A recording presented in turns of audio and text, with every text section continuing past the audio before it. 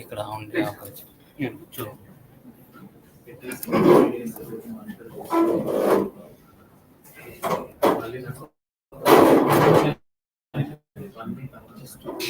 Broadcast.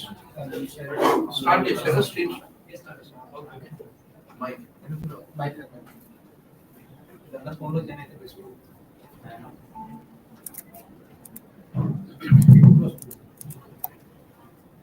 Good afternoon to everyone and welcome to today's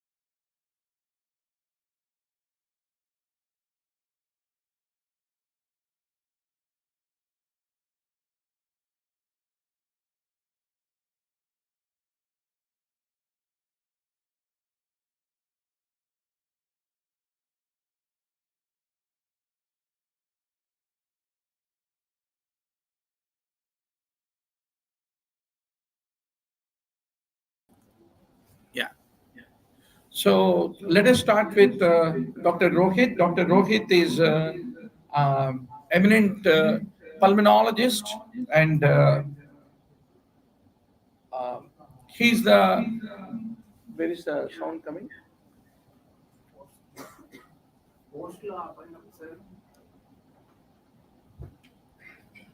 Yeah. దీని sound of చేయండి. దీని voice దీని speaker of.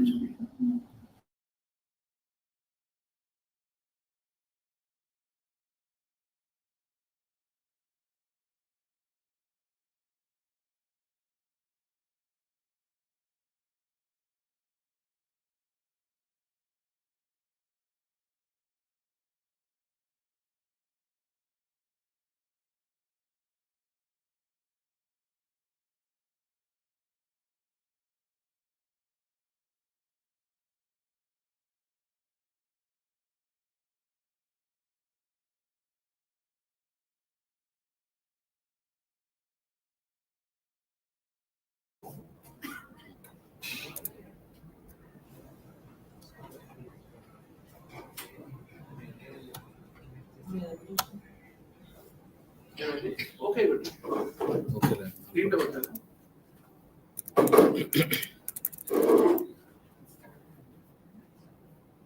Escape good.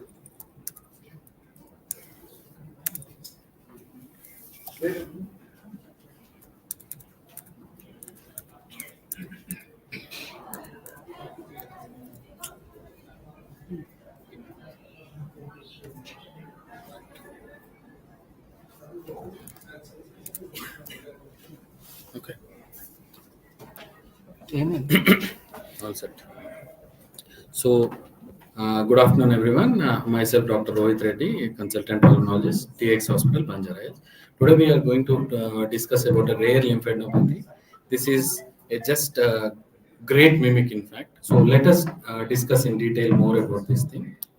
So, this is an interesting case of a 33-year-old female who presented with the complaints of just right-sided neck swelling with no compressive symptoms since 7 months, no systemic constitutional or B symptoms, and a history of left-sided axillary lymphadenopathy in 2020, for which he underwent excision biopsy, which was suggestive of interfollicular plasmacytosis. And upon investigating, she has given a strong family history of malignancies. Her mom and her grandmother and even her mom's sister, everyone got succumbed to the malignancies, and no one survived for more than 45 years. So this is one strongest family history what we have known. This is her swelling over the right-sided neck. This is post-excision biopsy. I couldn't take the picture before the biopsy. So this CT neck contrast was done in 8th month 2022 on 20th. So which was suggestive of multiple right level 5A, 5B lymph nodes. The largest was around 4 by 3 centimeters, and it was suggestive of more like mitotic versus granulomatous etiology. So they got the FNAC done also on the same day, which was suggestive of possibility of granulomatous lymphadenitis. So after seeing this, some other doctor who have advised the lady to undergo FNAC suggested this female to start on ATT, anti-tuberculosis medications. So then she presented to me. Actually, she was not the direct patient to me. She came as an attender with her husband who was infected with the SARS-CoV-2. So after seeing her neck, I've asked what was it, what is the problem. Then she slowly opened up and told all the history. So initially, how we worked up, we got all the values like ESR, CRP, all the inflammatory parameters. ANA profile was negative, CPP, RFT, LFT, calcium, thyroid profile were normal, and we got the whole body PET CT scan because the swelling over the neck was quite different. Because in case if it is like tuberculosis, that lymph nodes will be non-tender, mobile, and matted. So this was not like that. These are fixed, non-tender. So we thought it is better to be, even with the strong family history, we thought to evaluate in detail with the PET scan. So we got the PET scan done.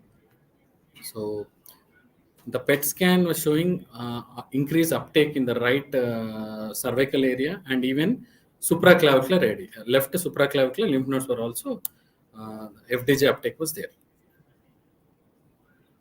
So this is the PET report, which was suggestive of query lymphoma, left axillary lymph node, right cervical lymph node was there. They have asked for a HPA correlation. We got excision, surgical biopsy done. Because initially they got FNAC done, which was suggestive of granulomatous, and they started her on ATT. After almost 3 months, she presented to us.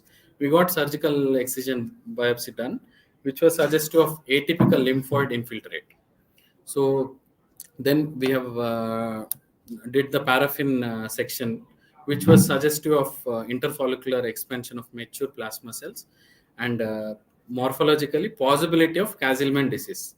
Plasmacytic type is considered.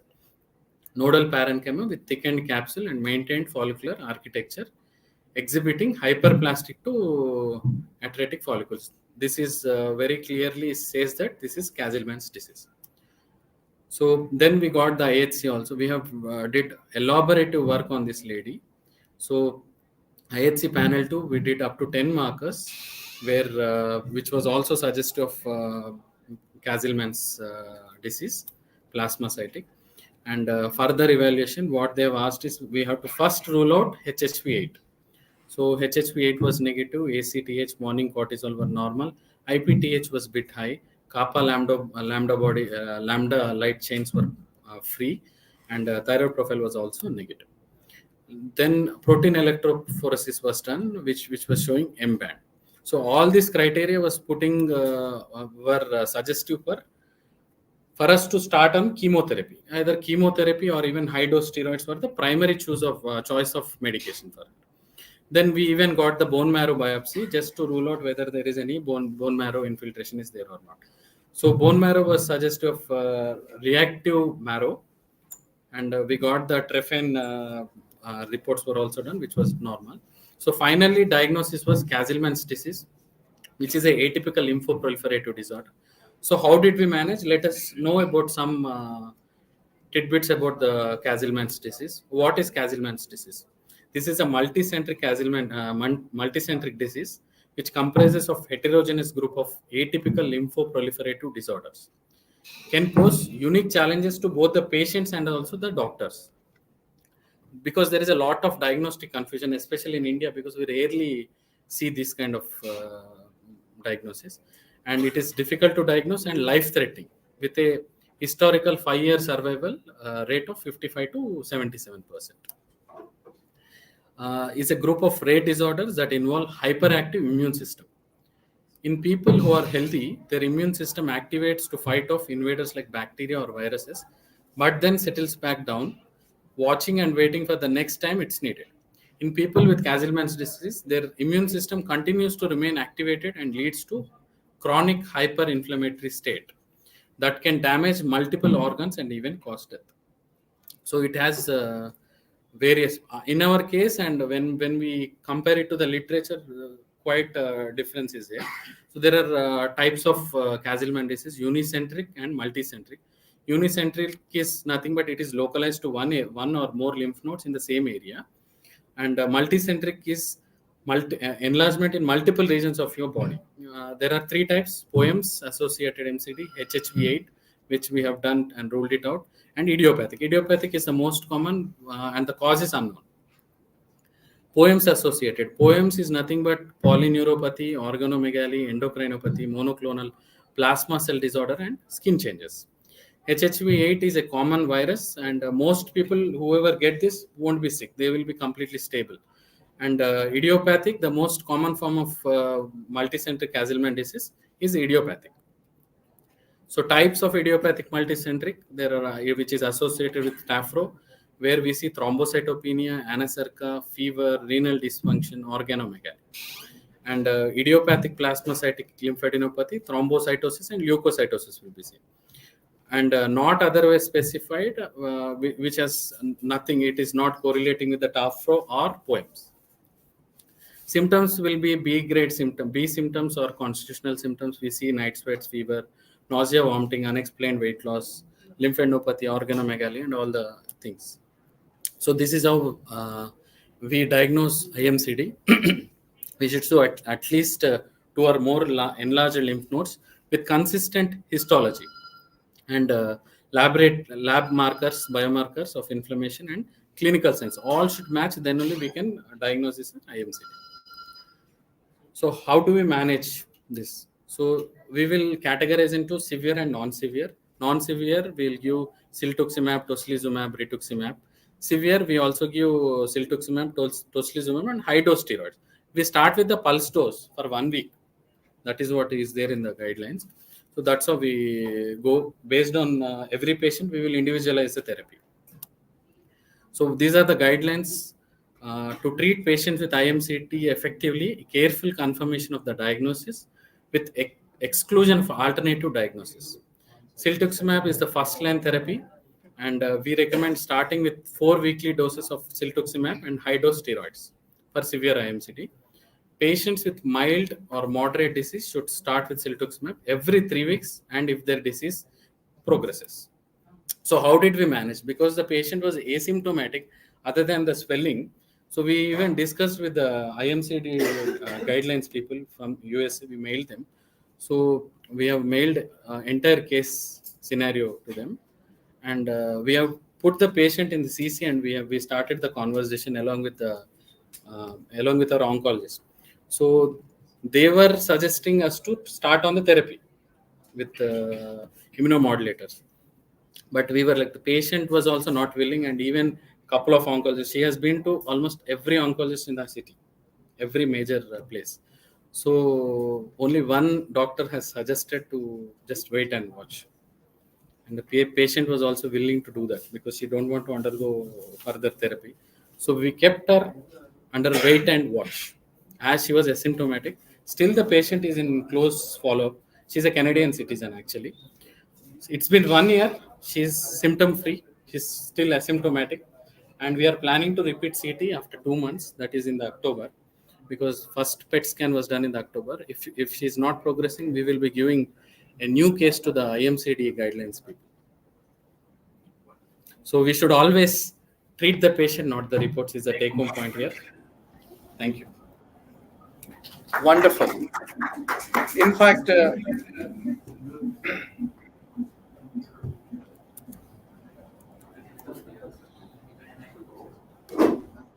so the initially it started with Yes, sir.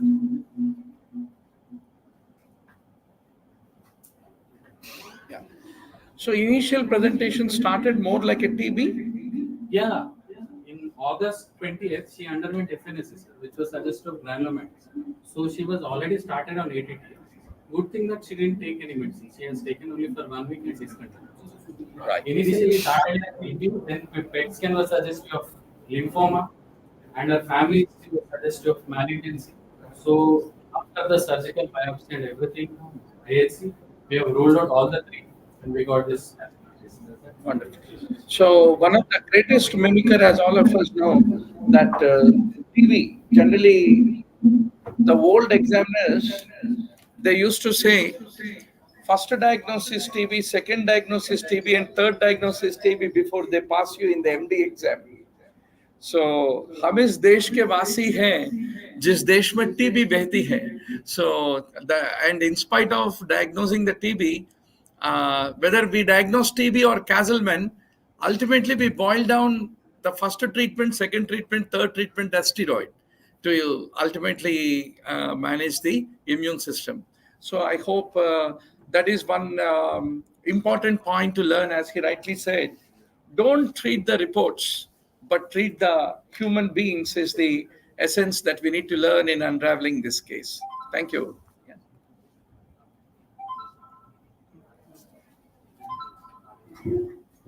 Yeah. So our next case is any other comments on this earlier case? Yeah. Patients were also, apart from steroids, they are also giving monoclonal antibodies. Yes, rituximab. So the next case will be presented by Dr. Krishna Prabhakar sir, and Dr. Krishna sir is consultant internal medicine and critical care, and some of the most difficult cases with whom after admitting by leaving, I thought that next day I won't see them. But our critical care team in TX hospital is so good that next day morning when I reach, they will be drinking a cup of coffee. So that is the beauty part of working in TX hospital. And thanks to Krishna sir and the team. Yeah, so let's make the start.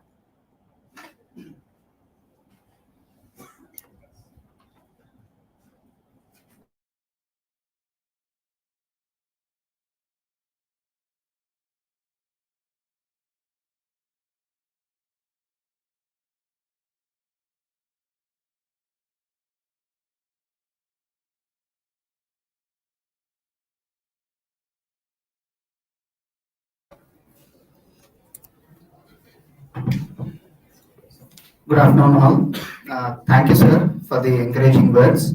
So, with the previous speaker's ending quote being treat the patient and not the reports, let's see how we can rely upon the age-old techniques of history taking and general physical examination, coming to a conclusion, following up with investigations, then designing our diagnosis. Let's see how this case helps us in doing this. So, I think this will help maybe, sir. Instead of that mic, ఇది pass చేయండి అన్న సార్కి దాంట్లో అయితే easy camera చూడు camera అన్నట్టు So we all know that there are two sets of population in our community which are very difficult to handle and treat. One is the pediatric population and other is the geriatric population. So at one end, they don't say any, they don't speak at all, and the other end, they don't tell at all. So with this, we have this 71-year-old lady from Patancheru who presented her ER on 31st of August, and it was a very short history of 1 day of fever, and the complaints from the son and the entire family was that she was unable to recognize the persons. There is slowness of activity, and which worsened to drowsiness since 1 day. And the other thing which they have noticed is she has increased urination by the fact that she was wetting her dresses frequently. So with the, again, as I said that we would be dealing this as a typical case presentation. I'm sure all the postgraduates here might have gone through this training or this horrendous training. So let's go in that way. History of present illness. It's a high-grade fever with mild chills, the altered behavior, drowsiness, and decreased response and difficulty and not recognizing since 1 day, which was progressing to nil response since morning, and there were no history of any seizures. There was increased urination without dysuria. Actually, the dysuria could not be ascertained with the altered sensorium, but significant bedwetting was present. There were nil other symptoms present per se. They were practically we could try to rule out all the other symptoms associated with this, and we tried to rule out the negative history also. So in the past, there was something significant that she is a known hypertensive, which we all see at this age. But 10 years ago, she had a similar complaint of fever with altered sensorium, and she was hospitalized.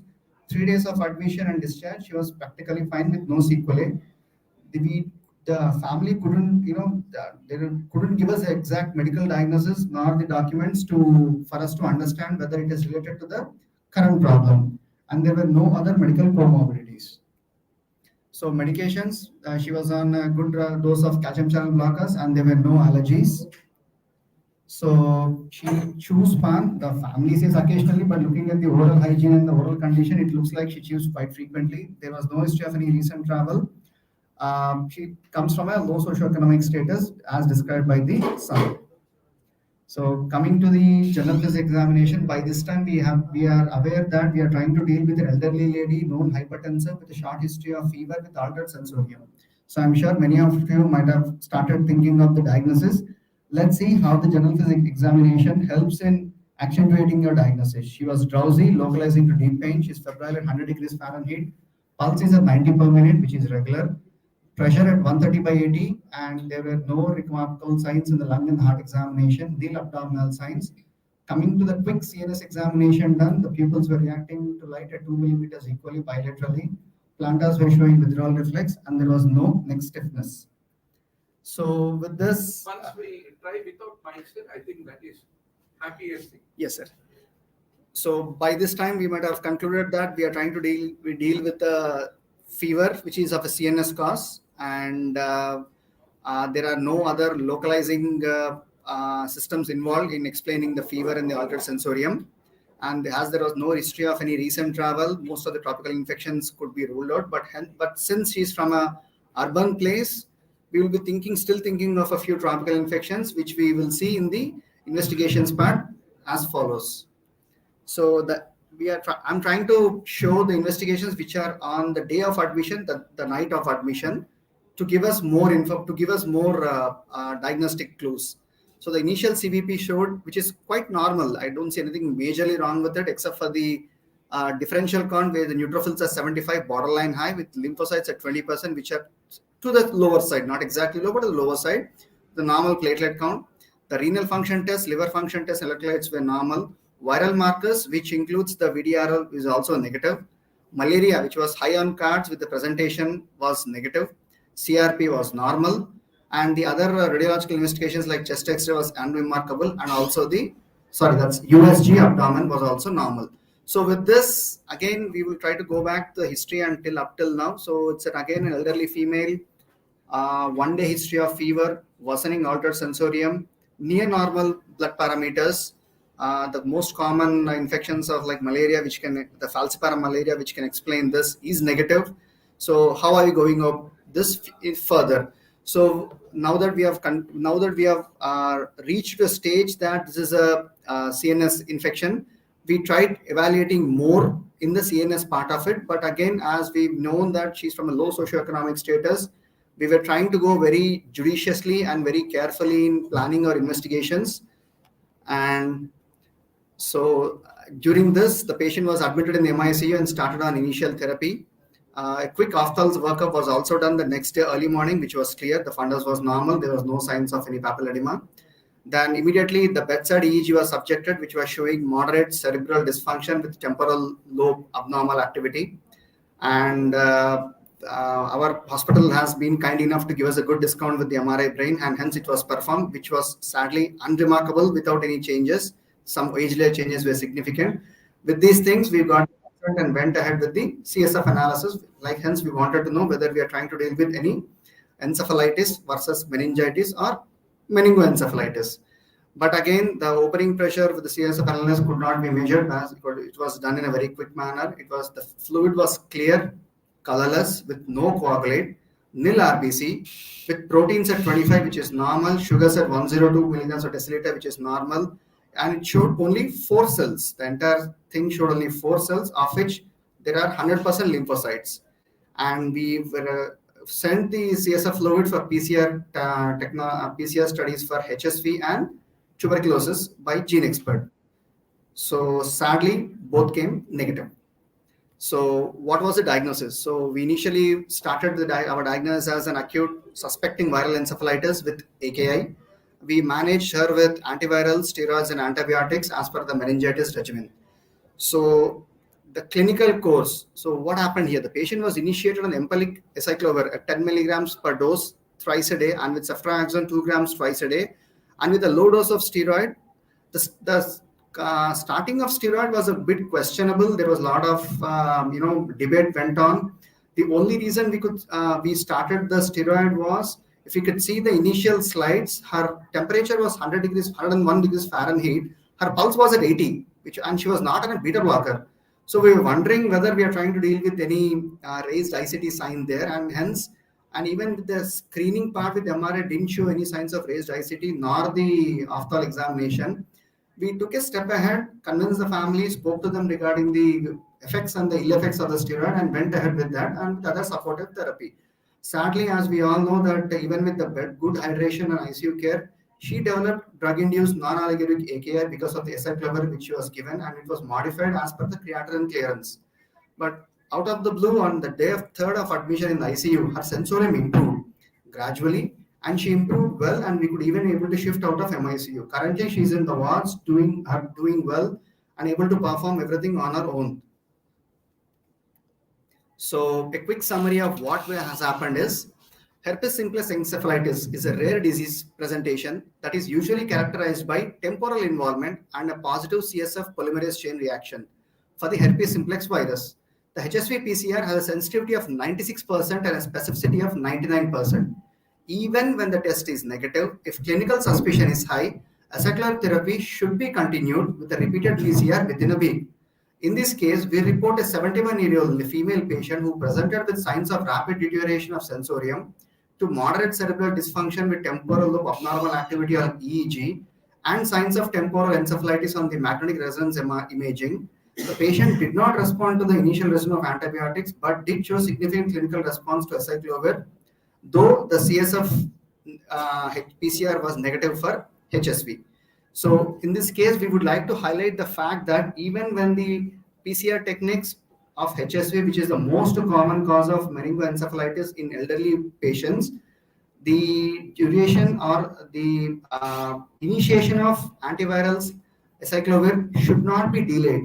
The entire case depended upon we were a little skeptical in initiating the acyclovir, but 12 hours post admission, we took the call. We started with acyclovir and the steroid, and 2.5 days later, we found out that this worked and the patient showed significant improvement.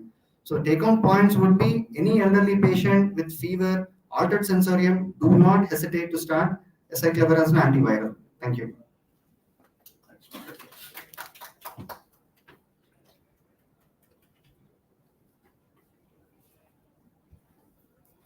This 100% lymphocytic cellularity in CSF, is it in Viral meningitis. it's viral well. More of it. Sir, ADA, how much was the ADA? We did not send the ADA because we were to the lesser side of ADA. So the reason is because of the economic status, we were trying to judge the investigations. So we were trying to send investigation which can give us an answer and a question again. So we went for gene expert and ADA. We went for HSP-PC in cytology and then for the serial cytologies. So that's where we are trying hard to balance the literally finance what we have. So we're trying to channelize it so that we could come to an answer. Overall, we should do 24 hours to come to a conclusion.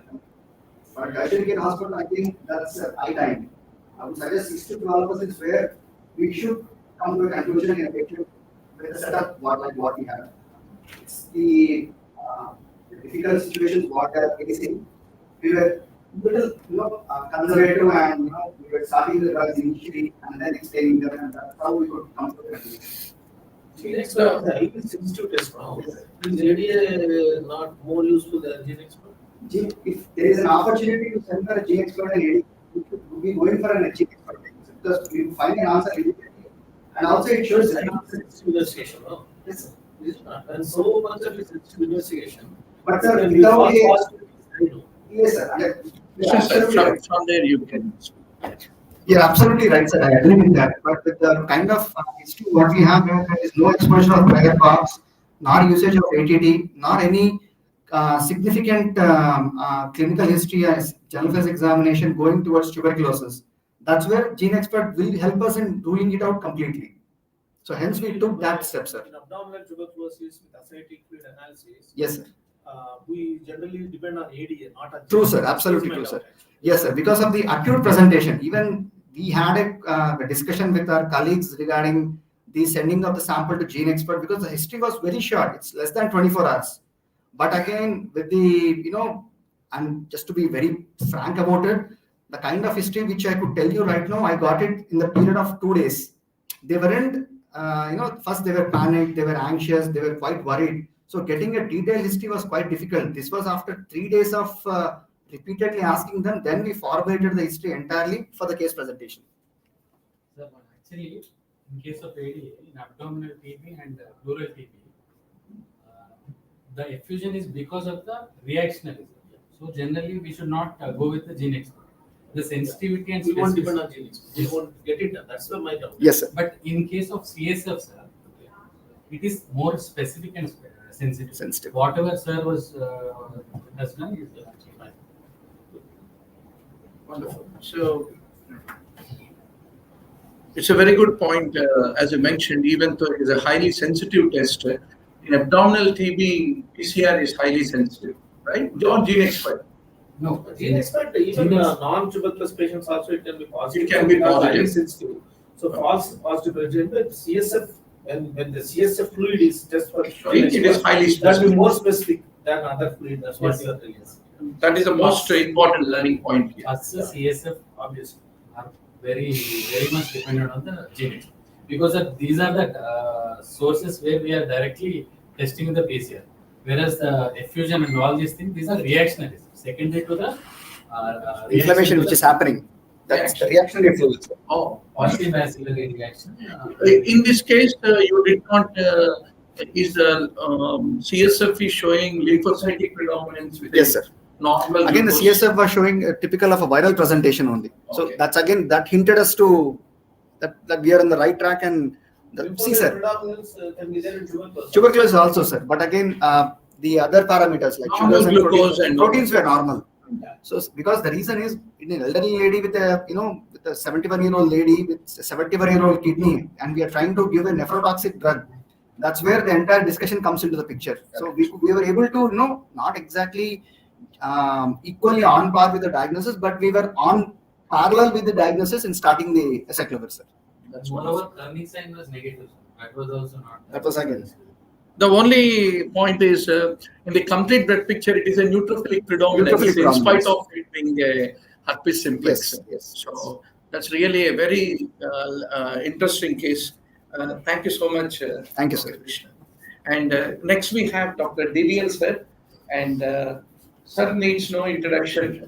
All of us. No, I'm sorry. Actually, Mahesh is supposed to present this case, okay, and he is stuck up in some other case actually. Anyhow, I'll present. PPT దీంట్లో land చేశారా? ఇంతకుముందు అబ్బాయి load చేశాడు కదా server.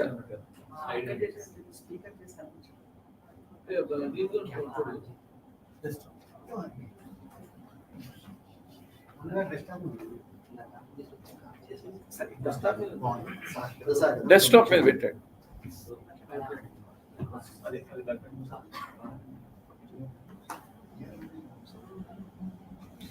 So I'm so happy we have almost 40 plus online attendance across the country, and also offline a lot of our TX residents. I would like to start with the entire history. Rather than he has actually presented this case history with when the patient presented to a hospital, how they have actually approached it. Actually, this patient's illness was 2 months, more than 2 months old, when he had an acute abdominal pain, wherein he went to a local doctor where acute pancreatitis is diagnosed, and he was given some painkillers. He was all right. Then again, after 1 week, 10 days, he again got a severe pain abdomen. That time he developed a swelling also. He went to another district headquarters hospital there. There they again did the investigations. With the investigations, they found that this is a acute pancreatitis with the pancreatic collection and pancreatic necrosis. With that, they wanted to treat the patient. For that, they were actually following the progress of the patient, and patient developed vomitings, patient developed high fever, high WBC count. About, I think, the WBC count, the maximum was 16,000 or so. With that, they put the patient on antibiotics, later on some antifungals also. They were treating patients, fever has subsided, pain is grossly subsided, patient is unable to eat. Okay, patient has got early satiety. Even with a small amount of food, his stomach is becoming full, and he's developed swelling. Swelling has increased. At that time, they wanted to operate on the patient. Okay, because patient's CT scan showed pancreatic necrosis. They wanted to operate on the patient because they said that some expertise is not available, some equipment, whatever. They were actually almost for a couple of weeks that is getting delayed. That's why he has actually come to us on some reference. Okay, to us. Then we took the patient, show the CT scans. This is only, as Murali sir has told us, this is only a 5 to 10 minutes presentation. That's why main important points I want to show. This is about 20 to 25, more than 25 centimeters mass. Initially to take. Left, Okay. right, third. So Left, right. these are serial CT scans only to show how the disease has progressed. Okay, this is the case where there is a edematous pancreatitis with all the fat standing around the pancreas, showing is a acute pancreatitis. Later on, this pancreas got necrosed. Okay, this is a pancreatic necrosis with all the collection both solid and a bit of a liquid stuff. When the patient comes to us, this is the picture. This also contains a huge mass. Okay, this huge mass that this this huge mass here you see slowly it is this is the pancreatic area. From there it is going into a left paracolic area. So this is a pancreatic necrosis, and also the peripancreatic necrosis is developing, and he developed a huge cystic mass type of a lesion, wherein this lower one, whatever swelling is there, which is communicated with the upper swelling, lower swelling only was palpable. Upper pancreatic mass swelling was not palpable. This itself is about 25 centimeter mass. Okay, it's a tense mass, looking like a hard mass. Okay, looking like some retroperitoneal tumor. Clinically, if you present as a retroperitoneal tumor, nothing wrong in that, unless you see the CT scan. Without seeing a CT scan, that was a thing. So obviously, it is a tense cyst. Okay, because it's an expanding fluid. So basically, this is a infected pancreatic necrosis and also peripancreatic necrosis, wherein we need to manage. By the time when he came here, there were 3 problems. Number 1, fever, even though subsided, low grade fever is continuing. Number 2, he is unable to eat. Okay. Number 3, he has got a distension of abdomen, which according to him is increasing. Overnight is increasing, slowly it is increasing. These are the 3 main problems for him. Then we evaluated. Then we thought we'll approach the patient in a different way. Okay, when usually the pancreatic necrosis, when you do, usually pancreatic necrosis can be approached by open necrosectomy. Okay, open surgery, or it can be approached with a laparoscopic also. You can approach now. And also especially when the pancreatic necrosis, peripancreatic necrosis is going into the left paracolic gutter or retroperitoneum, okay, and sometimes the perinephric fat, everything will get necrosis there. That area we can approach through the retroperitoneum. So retroperitoneal necrosectomy we can do what they usually call as a ward, as the ward or video assisted retroperitoneal debridement they call. Okay, removal of all the retroperitoneal tissue, they have to debride it. That's basically a retroperitoneal necrosectomy. Or retroperitoneal scopically also we can proceed. Okay, we thought this patient is ideal for retroperitoneal scopic necrosectomy, and that's and we went to do a retroperitoneal necrosectomy. Okay.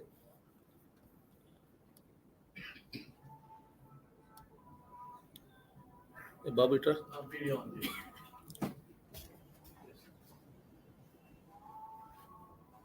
give me the video. Give me touch yourself.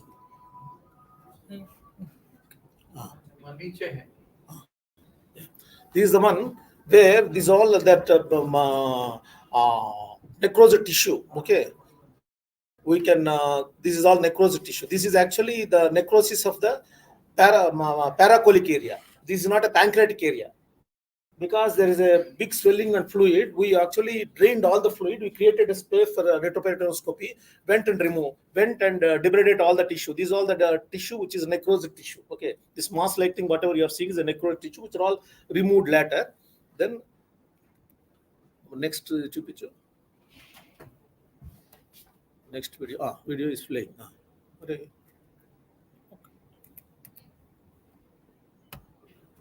Yeah, this one what we show is after creating a space, you can see the scope is entering. That is the hole where from where we are entering into the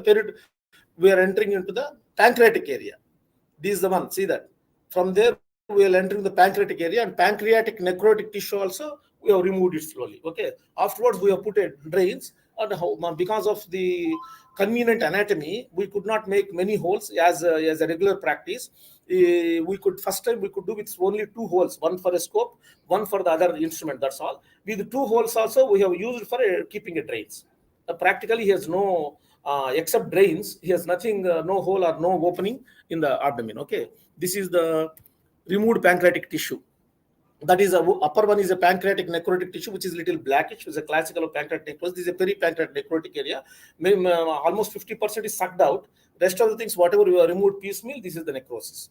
The thing is here, the pancreatitis, generally we categorize pancreatitis into classically, for practical point of view, 2 areas. Okay. One is a mild acute pancreatitis, other is severe acute pancreatitis. Very simple. Okay, even though there are no Atlanta classification, there are so many classifications which usually follow. For the sake of any research purposes, we may have to specifically this thing so that we can compare with other studies, whatever it is. Otherwise, routinely what we practically follow is mild pancreatitis or a severe pancreatitis. Severe pancreatitis is nothing but we call it severe pancreatitis when there is any systemic or local complications. That's all.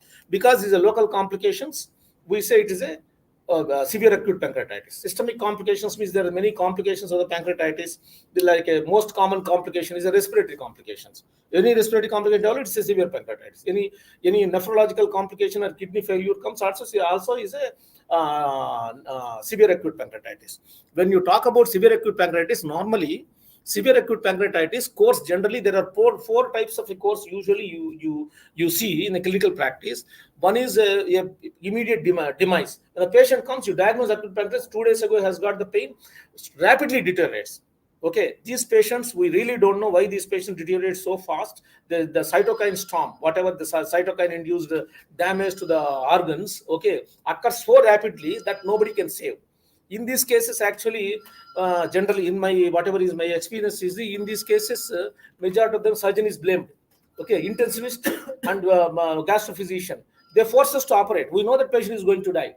The patient is not surviving, something has to be done, whatever you do, you should know that how the patient is behaving, a short period, why he is deteriorating. Okay, his cytokine levels, if you test for IL-6, all those things will be very high, whatever it is. Okay, these cases, hopefully we can. Sometimes we have operated also with we try to save patients somehow, keeping some drains, whatever we can do, we are done.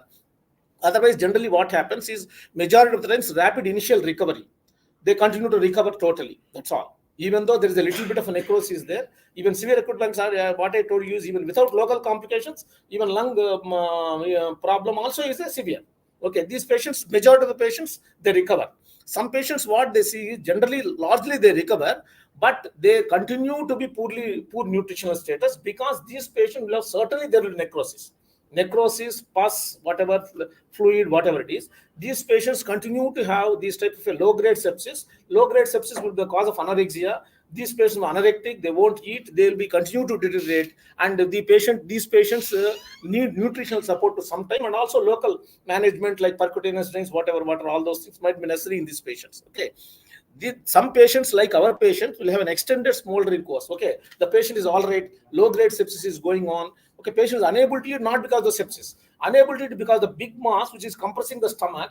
So early satiety rather than anorexia, this is early satiety, because there is no space in the stomach to take anything. Okay, these type of patients we have to decide whether the percutaneous need to be treated or laparoscopically need to be treated. When there is a lot of amount of solid stuff is there, always better to remove the solid stuff. Just putting a drain and draining out the fluid alone may not be sufficient.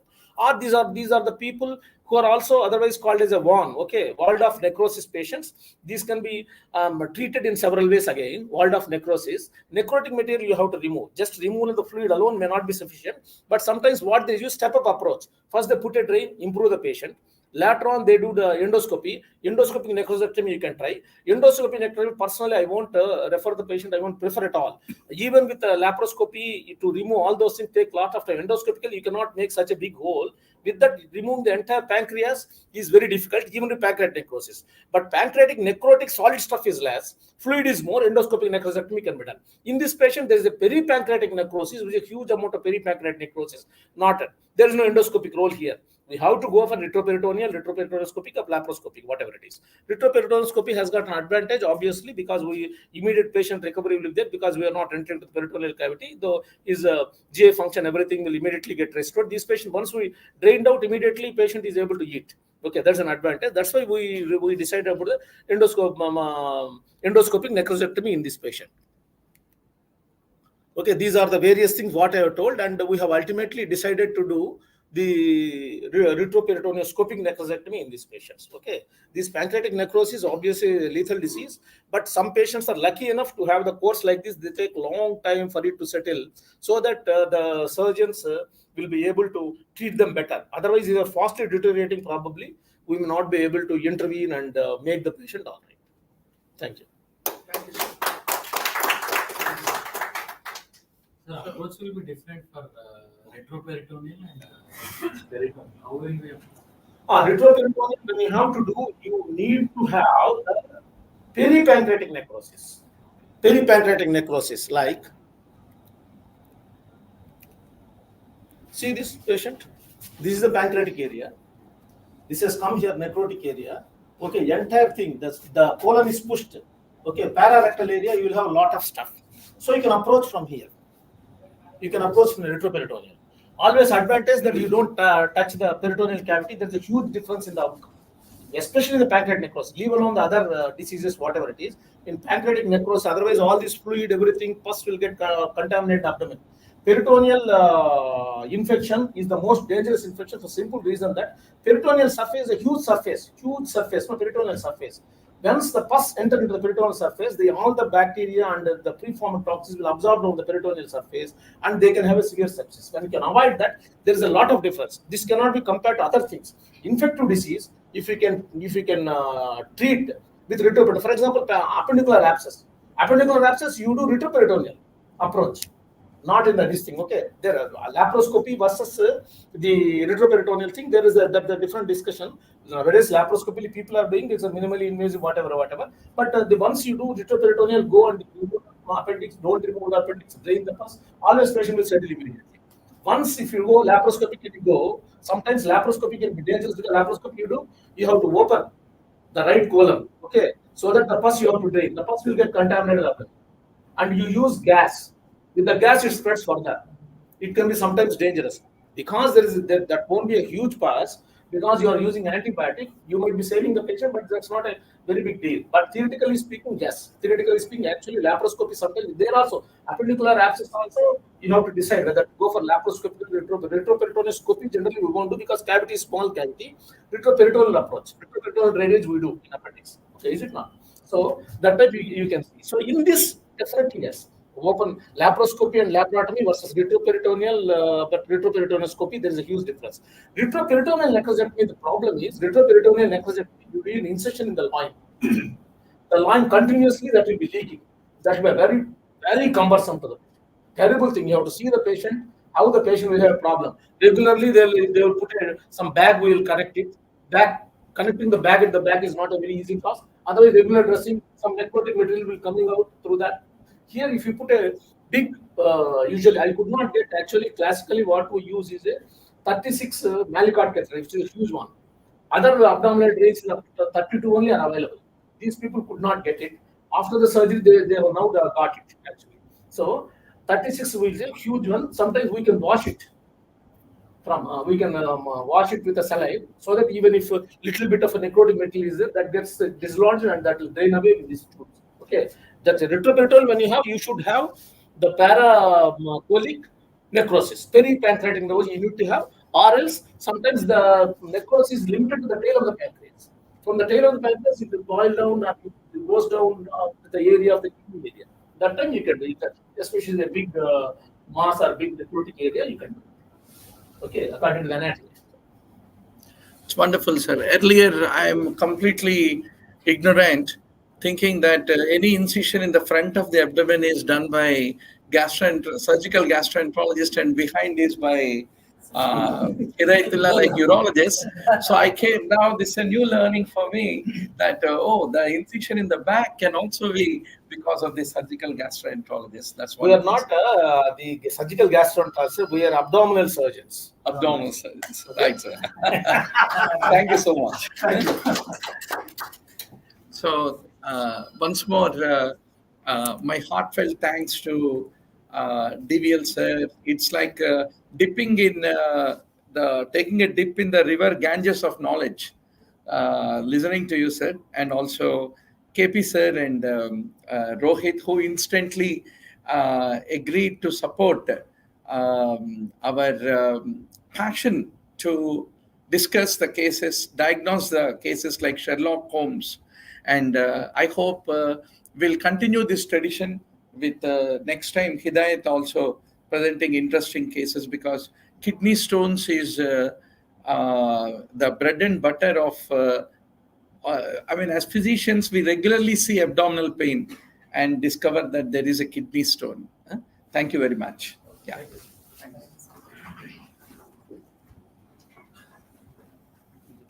Okay.